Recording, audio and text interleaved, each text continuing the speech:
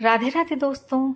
आज हम सुनेंगे गोनू झा की बहुत ही दिलचस्प और मज़ेदार कहानी, पंडिताइन का सहारा। जब कोई साधारण व्यक्ति असाधारण सफलता अर्जित कर लेता है, तब एक और तो उसके प्रशंसकों की बाढ़ आ जाती है, तो दूसरी तरफ उससे ईर्ष्या करने वालों की संख्या भी बढ़ जाती है। गोनू झा जब मिथिला नरेश के दरबार के विदूषक नियुक्त हुए, तब आम दरबारियों को ये अनुमान भी नहीं था कि मिथिला नरेश गोनू झा से इतना प्रभावित हो जाएंगे कि वे प्रत्येक समस्या पर उनसे सलाह मशविरा करने लगेंगे। कुछ ही दिनों में गोनू झा ने अपने मेधा के बूते महाराज के हृदय में अपना स्थान बना लिया और सारे समय में उनकी राय हर मुश्किल की दवा बनने लगी।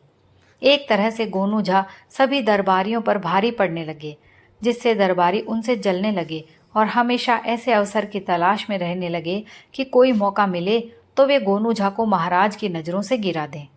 एक बार की बात है, मिथिला नरेश बीमार पड़े। उनकी चिकित्सा होती रही, लेकिन बीमारी ठीक होने में वक्त लगा। महाराज बहुत कमजोर और दुबले हो गए। अधिक देर तक बैठने से वे थक जाते। दरबार में वे थोड़ी देर आते और बैठते, महामंत्री को कुछ निर्देश देते, फिर आराम करने महल में चले जाते। एक दिन गोनू से बैर रखने वाले दरबारियों ने आपस में मंत्रणा की कि महाराज अभी स्वास्थ्य लाभ कर रहे हैं, उनकी स्मरण शक्ति लंबी बीमारी से क्षीण हो गई है, सामयिक बुद्धि भी मलिन पड़ गई है। महाराज अपनी बीमारी के कारण थोड़ा वहमी भी हो गए हैं। ऐसे में यदि महाराज को कोई ऐसा सुझाव दिया जाए जिसे पूरा करना टेढ़ी खीर हो, आसान तो कतई नहीं हो, और किसी तरह से वो मुश्किल सा काम गोनू झा के मत्थे मढ़वा दिया जाए, तो समझो कि गोनू झा की मिट्टी पलीद होनी ही है। इस तरह गोनू झा के विरुद्ध षड्यंत्र का बीजारोपण हो गया। धूर्त दरबारियों ने आपस में विचार किया कि महाराज से कहा जाए कि यदि वे प्रतिदिन शेर का एक गिलास दूध पिएं तो शीघ्र हट्टे कट्टे हो जाएंगे।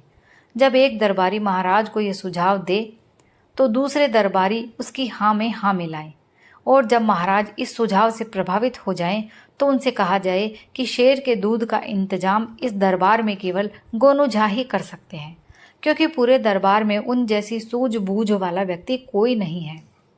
दूसरे दिन जब महाराज दरबार में आए, तब मंत्रणा के अनुरूप दरबारियों ने अपनी तिकड़मी योजना को अमल में लाना शुरू कर दिया।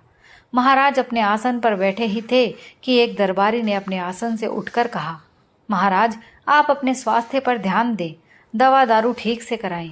क्षमा करें महाराज, मैं छोटी मुंह बड़ी बात कर रहा हूँ, मगर क्या करूँ, आपकी ये हालत मुझसे देखी नहीं जाती। आप दिनों दिन कमज़ोर होते जा रहे हैं।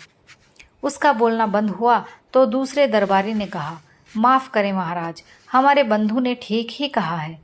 मैं रोज़ सोचता था कि आपको अपने स्वास्थ्य पर ध्यान देने के लिए कहूँ, मगर साहस नहीं कर पाता था।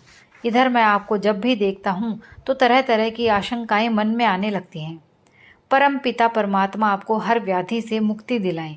मगर महाराज, क्या आपने ध्यान नहीं दिया कि इधर आपका चेहरा लगातार पीला पड़ता जा रहा है?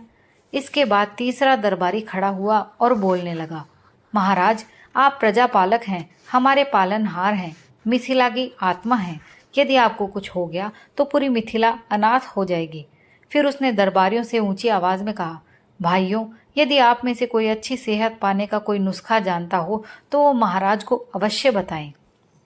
संयोग की बात थी कि उस दिन गोनू झा तब तक दरबार में नहीं पहुंचे थे, जिसके कारण दरबारियों को अपना जाल फैलाना आसान हो गया था।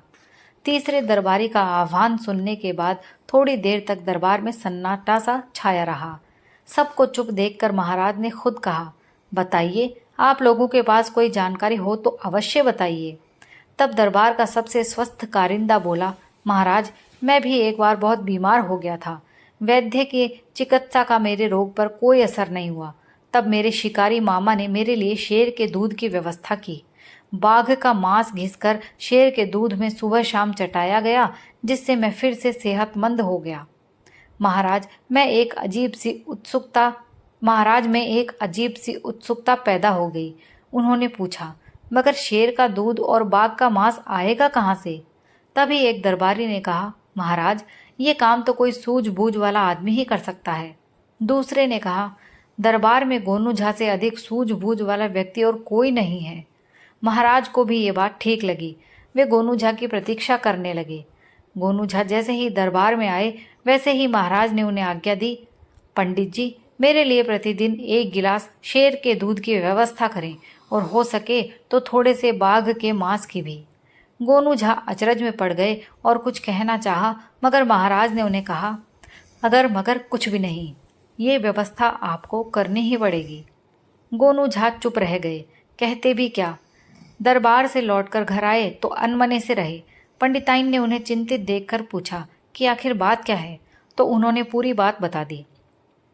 पंडिताइन ने उन्हें कहा कि वे चिंतित ना हों, सामान्य रहें, आज रात में ही वो खुद इस समस्या का निदान कर देगी।